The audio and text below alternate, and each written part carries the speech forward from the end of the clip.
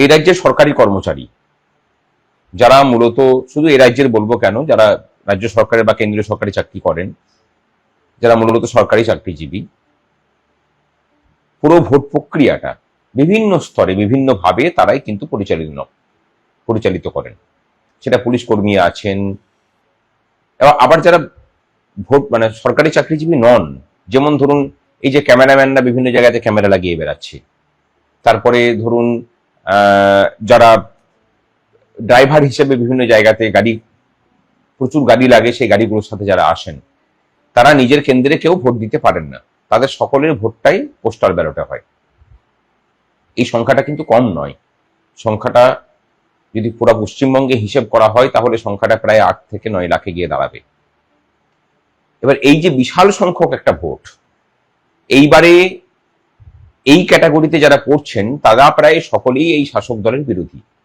আর এখান থেকেই খেলাটা আইপ্যাক এবং শাসক দলের যারা কর্মচারী সংগঠনের গুটি গুটি বেঁচে থাকা কিছু মানুষজন এবং শাসক দল মিলে ঘুঁটি সাজাতে শুরু করেছে। আর এখানেই দেখা যাচ্ছে যে আমাদের তথাকথিত বিরোধী দলগুলোর হিরণ্ময় নীরবতা। একদিকে তারা দেখতে পাচ্ছেন যে এই 8 থেকে 9 লক্ষ ভোট দিনে দুপুরে ডাকাতি করার চেষ্টা করছেন, প্রতিরোধটা তো তাদের কাছ থেকে আসার কথা ছিল, কিন্তু এক্ষেত্রে প্রতিরোধটা করছেন সরকারি কর্মচারীরা।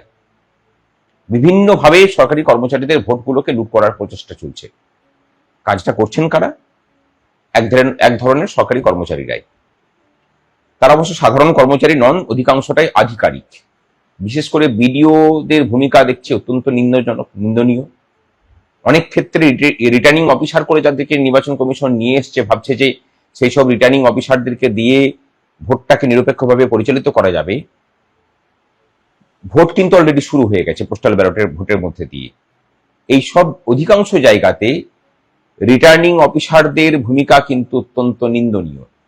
তাদের কাছে যখন কর্মচারীরা যাচ্ছেন যে আমরা ভোট দিতে পারছি না, ইচ্ছাকৃতভাবে ভোট শুরু করতে দেরি করছে, 3টে বিধানসভার ভোট একটা টেবিলে হচ্ছে, ভোটের বাক্সের কোনো সিলিং নেই, এই ইত্যাদিতে প্রচুর অভিযোগ, রিটার্নিং অফিসার চুপ করে থাকছেন।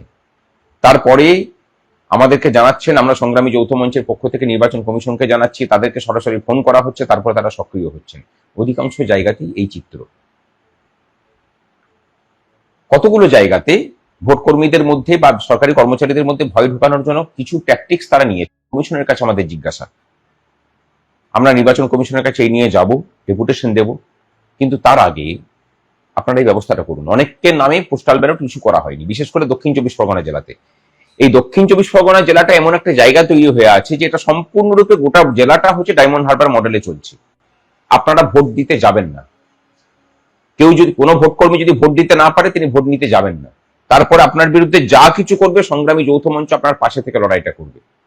কিন্তু এইবার অন্তত একটা পদক্ষেপ আমরা নিয়ে চলুন, যে করেই হোক আমরা যারা ভোট কর্মী হিসেবে, সরকারি কর্মচারী হিসেবে কাজে থাকি, তাদের ভোট চুরিটাকে বন্ধ করতেই হবে। পুলিশের কর্মচারীদের একটা অংশের, বড় অংশকে পোস্টাল ব্যালট ইস্যু করা হয়নি। তাদেরকে বলবো, যারা আপনাদের ভোটটাকে চুরি করলো ইচ্ছা করে বা ভোটটা দিতে দিল না, আপনারা প্রতিজ্ঞা নিন যে আপনারা যখন সিভিল ড্রেসে থাকবেন, সাধারণ মানুষের সাথে কথা বলুন এবং বলে পরে আপনার ওই একটা ভোট সরকারের এগেনস্টে যেতে বলে সরকার আপনাকে ভোটটা দিতে দিল না, আপনি 5 জন মানুষকে কনভিন্স করিয়ে এই সরকারের বিরুদ্ধে ভোট দেওয়া করান। এদের বিরুদ্ধে লড়াই করার কিন্তু এটাই পদ্ধতি। যে ভাষাতে বোঝে সেই ভাষায় জবাব দিতে না পারলে এরা কিন্তু শুধরাবে না। আর এই শাসকের চরিত্র শুধরানোটা পশ্চিমবঙ্গে খুব প্রয়োজন। এটা করতে না পারলে আমাদের কারোর অস্তিত্ব থাকবে না। ভোটটা বর্তমানে যেভাবে প্রহসনে পরিণত হয়েছে পশ্চিমবঙ্গে, ভোটের দিনে যে করে হোক হরে হম্মে চুরি ডাকাতি করে বন্দুক দেখিয়ে ভোটে জিতে যেতে পারলে 5 বছর রাজার হালে থাকা যাবে। এই ট্র্যাডিশন চলছে, এই ট্র্যাডিশনটা ভাঙা প্রয়োজন। আর ভোট কর্মীদের ভোট এত সস্তা নয় যে সহজে কেউ লুট করতে পারবে, তার ব্যবস্থা হবে। এবং তার সাথে বিএলওদের একটা বড় অংশ যারা ভোট দিতে পারছেন না, তাদের জন্য আমরা সক্রিয় আছি। মহিলাদের ইডিসি ভোটের ফর্ম দেওয়া হয়েছে, কিন্তু তাদেরকে অন্য বিধানসভাতে পাঠানো হয়েছে। তাদের সমস্যার সমাধানের চেষ্টা করছি। ভরসা রাখুন, সতর্ক থাকুন, আর নাছোড়বান্দা থাকুন, ভোটটা কিন্তু সবাইকেই দিতে হবে। আপনাদের জন্য আমরা চাপ দিয়ে ডিসিআরসিতে ভোট কেন্দ্র খুলতে বাধ্য করেছি। প্রতিজ্ঞা করুন যে ডিসিআরসিতে আপনারা ভোটটা দিতে না পারলে ডিসিআরসি থেকে নড়বেন না, তাতে যাই হোক না কেন।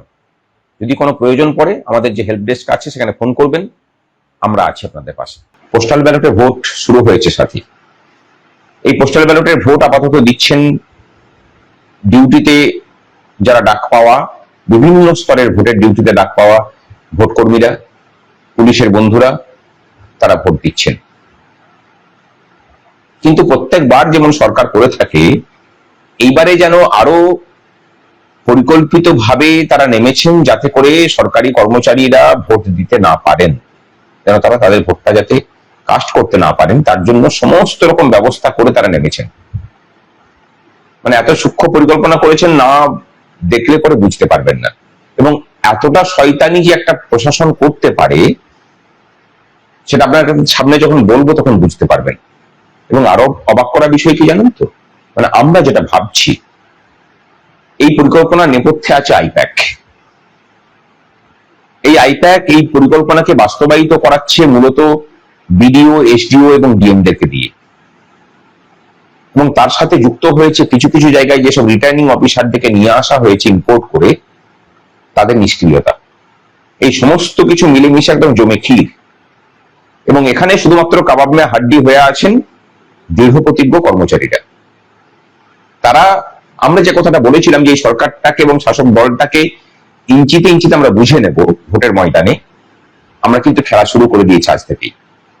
একদম আলিপুরদুয়ার থেকে একদম পূর্ব মেদিনীপুর পর্যন্ত প্রত্যেকটা জায়গাতে মোটামুটি একই ধরনের প্যাটার্ন আমরা আজকে দেখলাম।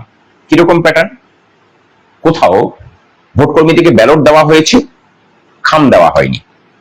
সাধারণ মানুষ যারা এই লাইভটা দেখছেন তাদের উদ্দেশ্যে জানায় যে ভোট কর্মীরা যে পোস্টাল ব্যালটে ভোট দেন সেখানে ব্যালট পেপারে তারা ভোটটা দেন, সেখানে মার্ক থাকে অথবা পেন দিয়ে তাকে টিক মার্ক দিতে হয় যেখানে তিনি ভোটটা দেবেন।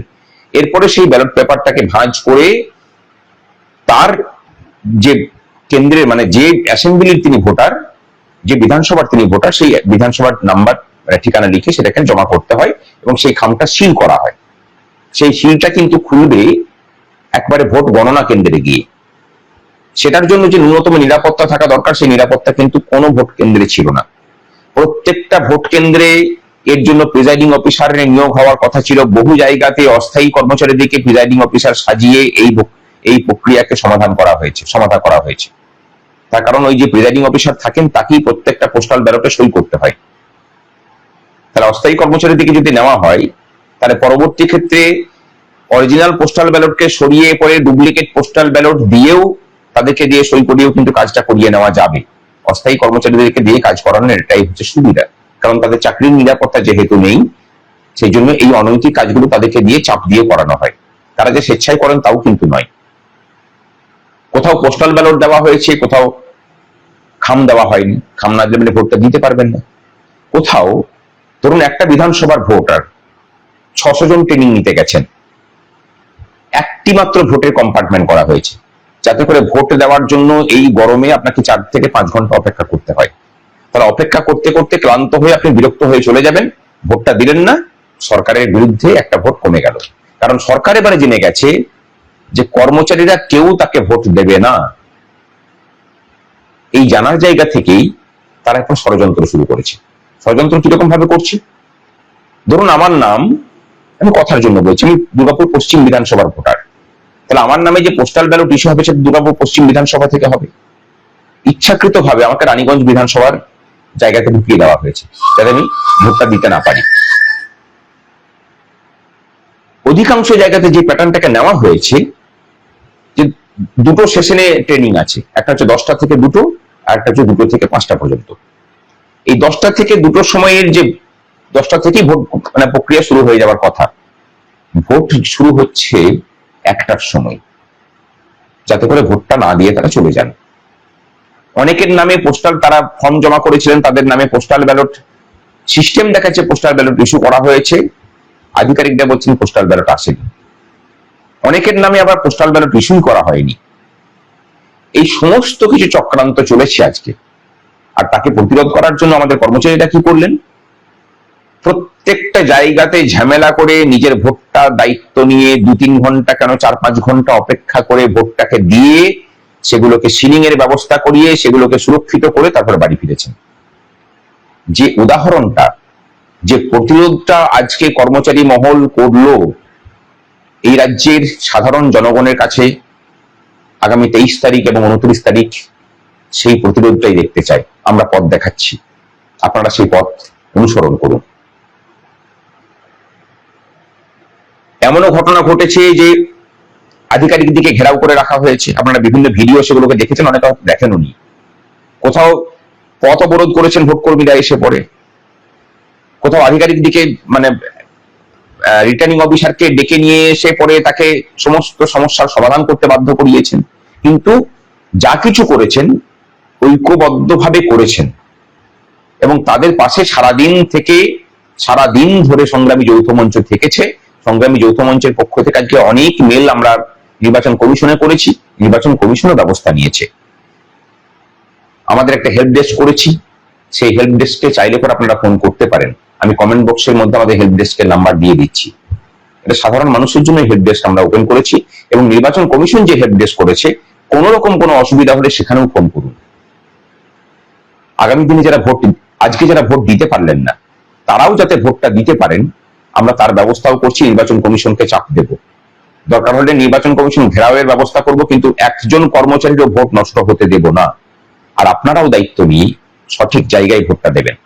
ভোট দেওয়া শুধু নয়, মানুষ যাতে নিজের ভোটটা সুরক্ষিতভাবে দিতে পারেন তার জন্য এখন থেকে দৃঢ় প্রতিজ্ঞ। কেন্দ্রীয় বাহিনী থাকবে, তাকে সক্রিয় করার দায়িত্ব কিন্তু আপনাদেরকে নিতে হবে। তারা যদি সক্রিয় হতে না চান, ভোটের দিন আমাদেরকে জানাবেন, বাকি যা কিছুটা আমরা দায়িত্ব নিয়ে করব। লড়াইটা হোক।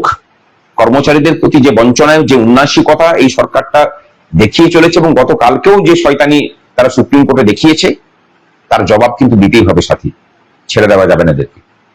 আর আজকে যেভাবে আপনারা লড়াই করলেন তার জন্য আপনাদেরকে সত্যি করি পুলিশ। একটা জিনিস ভালো লাগছে যে সারাদিন থেকে বহু মানুষ বলেছেন এবং লাইনে দাঁড়িয়ে যখন ঝামেলা চলছে তখন বলেছে ঝামেলা কর, আমাদের পাশে সংগ্রামী যৌথ মঞ্চ আছে। আপনাদের মধ্যে এই যে বিশ্বাসটা সঞ্চারিত করতে পেরেছি, আমাদের কাছে এটাই পরম পাওনা। মেরুদণ্ড বেঁকে থাকা কর্মচারী মহলকে এই সাহসটুকু দিতে পেরেছি, আমাদের মনে হয় জয়লাভ আমাদের এখানেই হয়ে গেছে। আরো একটা ভরসার কথা বলি, আপনাদের উপর যে কোনো ধরনের আক্রমণ হোক না কেন, জানবেন এই সংগঠনটা বিনা শর্তে আপনাদের পাশে থাকবে। এবং সেই পাশে থাকা কিন্তু কোনো বিরোধী দলের পাশে থাকার মতো করে নয় যে বিপদের সময় মুখটা দেখিয়ে ফটো তুলে নিয়ে চলে গেল। আমাদের পাশে থাকা মানে যতক্ষণ না সেই সমস্যার সমাধান হচ্ছে ততক্ষণ পর্যন্ত সাথীদের হাত আমরা ছেড়ে দিই না। আপনারা প্রতিবাদ করুন, নিজেদের অধিকারকে সুরক্ষিত করুন, জানবেন যে সংগ্রামী যৌথ মঞ্চ আছে।